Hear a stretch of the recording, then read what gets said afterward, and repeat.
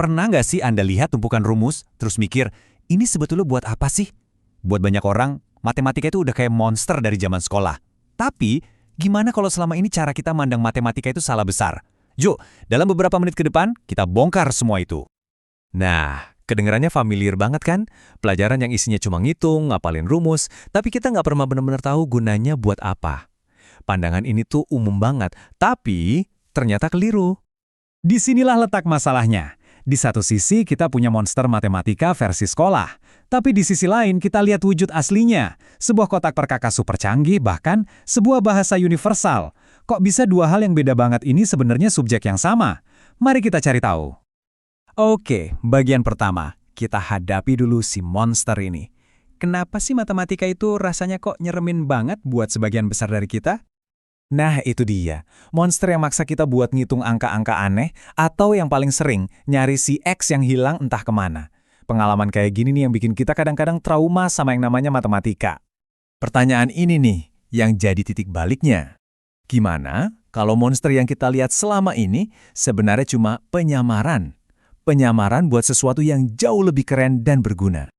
Dan inilah wujud aslinya. Matematika itu bukan monster, tapi sebuah kunci. Kunci buat ngebuka bahasa universal alam semesta, yang ternyata ditulis pakai logika dan tersembunyi di mana-mana di sekitar kita. Sekarang kita masuk ke inti penjelasannya.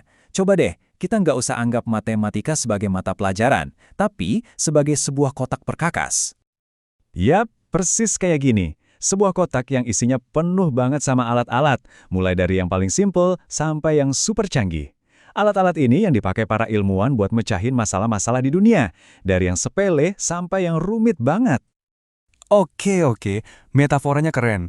Tapi contoh nyatanya gimana? Yuk, kita coba ambil satu alat dari kotak ini, dan kita lihat apa yang bisa dilakuin sama alat itu. Kita ambil alat yang kayaknya paling terkenal deh, pi. Ini tuh sebuah konstanta. Maksudnya sebuah angka yang nilainya ya segitu-segitu aja, nggak berubah. Kelihatannya cuma deretan angka biasa ya kan? Tapi jangan salah, alat yang kelihatannya sederhana ini punya kekuatan yang luar biasa. Ini dia buktinya. Gara-gara pi, kita bisa ngitung luas pizza yang kita pesan, bisa ngukur segede apa planet bumi ini, bahkan bisa ngerancang roda mobil. Kerennya lagi, mau lingkarannya segede galaksi atau sekecil atom, rasio ini bakal selalu sama. Satu alat buat ngukur semua lingkaran di alam semesta.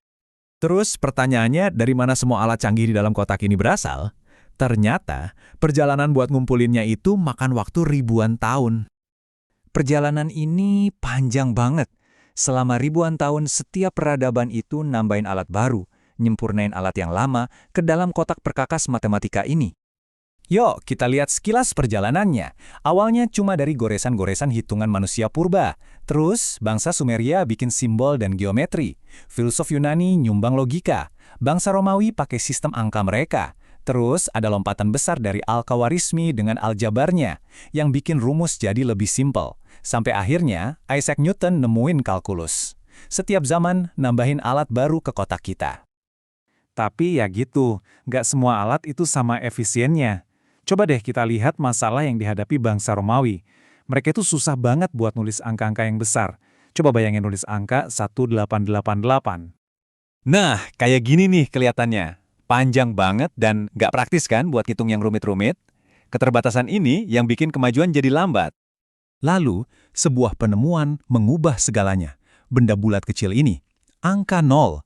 Perannya itu krusial banget. Gara-gara 0, manusia akhirnya bisa ngitung angka yang jauh lebih besar dan kompleks. Dan dari situlah, kemajuan matematika langsung melesat. Oke, dari sejarah panjang itu kita coba lompat ke masa kini. Dan lihat gimana semua alat itu ngebangun dunia kita sekarang. Jadi, setiap penemuan ini tuh saling nyambung, saling membangun. Aritmatika itu fondasinya. Geometri bantu kita paham soal ruang. Logika dan aljabar nyempurnain itu semua.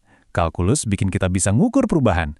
Dan puncaknya, semua ini jadi dasar buat terciptanya dunia digital.